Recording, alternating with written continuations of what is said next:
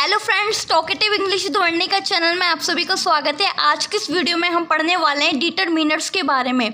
Determiners क्या होते हैं, कौन कौन से वर्ड्स डिटरमिनर्स होते हैं, मैं आपको अच्छे से बताने वाली हूँ। ठीक है, चलिए वीडियो को स्टार्ट करते हैं।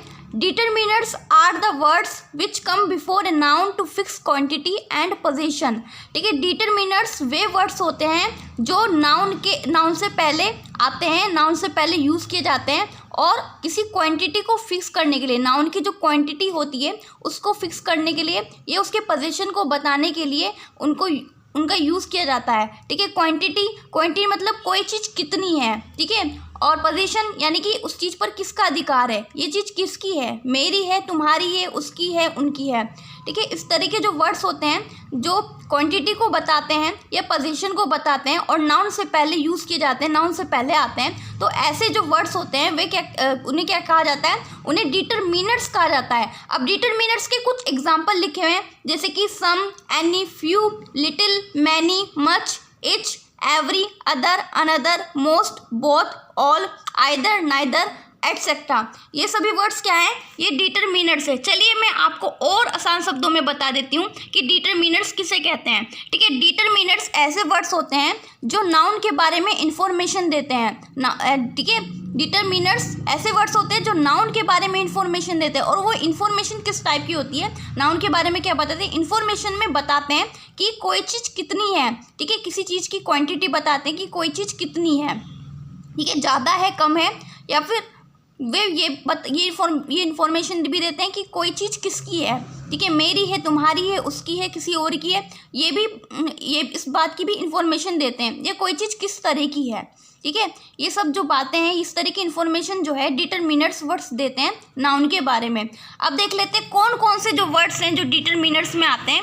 जो हमारे आर्टिकल्स होते हैं, जैसे कि ए, एन, द होते हैं, ये जो हमारे आर्टिकल्स होते हैं ये भी डिटरमिनर्स में आ जाते हैं। डिमॉन्स्ट्रेटिव एडजेक्टिव होते हैं, जैसे कि दिस, दैट, दिस, दोज हो गया। ठीक है, जिसका मतलब ये होता है, दैट का मतलब वह होता है, दिस का मतलब ये होता है, दोज का मतलब वे होता है। पॉजिटिव प्रोनाउन हो जाते हैं, जैसे कि my, your, our, his, her, their, its. ठीक है, माई का मतलब मेरा होता है, योर का मतलब तुम्हारा होता है, अवर का मतलब हमारा होता है, और हिज का मतलब उसका होता है, लड़की के लिए यूज़ किया जाता है। हर का मतलब भी उसका होता है, लड़की के लिए यूज़ किया जाता है। देयर का मतलब होता है उनका, और इट्स उसका, यानी इट का जो यूज़ होता है जानवरों के लिए किया जाता है। लेकिन अगर जानवरों की कोई चीज़ होती है तो उसका के लिए इट्स का यूज़ करते हैं। ठीक है, अब कुछ एडजेक्टिव हैं, वे भी जो है डिटरमिनर्स में आ जाते हैं, जैसे कि some, any, many, much, all, both, little, few,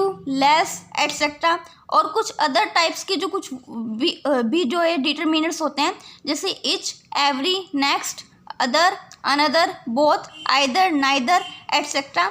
ठीक है, अब इनकी मीनिंग क्या है मैं भी साथ साथ बता देती हूँ। ठीक है, सम का मतलब होता है कुछ, पॉजिटिव सेंटेंस में यूज़ किया जाता है, और एनी का मतलब भी होता है कुछ, ये नेगेटिव इंट्रोगेटिव सेंटेंस में बहुत ज़्यादा यूज़ किया जाता है। ठीक है, मैनी का मतलब होता है बहुत सारे। ठीक है, बहुत सारे, ठीक है, या बहुत से। ठीक है, मैनी का यूज़ जो है काउंटेबल नाउन के साथ किया जाता है। ठीक है, जिनको हम गिन सकते हैं, ऐसे चीज़ों के साथ यूज़ किया जाता है जिनको हम गिन सकते हैं, काउंट कर सकते हैं। मच का मतलब भी होता है बहुत सारा, बहुत सारी, लेकिन ये अनकाउंटेबल जो है नाउन के साथ इसका यूज़ किया जाता है। ठीक है, क्योंकि ऐसी चीज़ों के साथ यूज़ किया जाता है जिनको हम नहीं गिन सकते, काउंट नहीं कर सकते, जैसे पानी है, तेल है, इस तरह की जो चीज़ें होती हैं हम काउंट नहीं कर सकते ना, तो उसके साथ मच का यूज़ किया जाता है। ऑल का मतलब होता है सभी। ठीक है, बोथ का मतलब होता है वे दोनों। ठीक है, लिटिल का मतलब होता है थोड़ा। ठीक है, फ्यू का मतलब भी होता है कुछ, लेस का मतलब होता है कम। तो इस तरह के वर्ड्स होते हैं, ये डिटरमिनर्स में आते हैं। अब कुछ इच हो गया, एवरी हो गया। इच का मतलब होता है प्रत्येक, एवरी का मतलब भी होता है प्रत्येक, नेक्स्ट का मतलब होता है अगला, नेक्स्ट। ठीक है, अदर का मतलब होता है दूसरा, अनदर का मतलब भी होता है दूसरा, बोथ का मतलब होता है वे दोनों, ऑल का मतलब होता है सभी, आइदर का मतलब दोनों में से कोई एक, अनाइदर का मतलब दोनों में से कोई भी नहीं।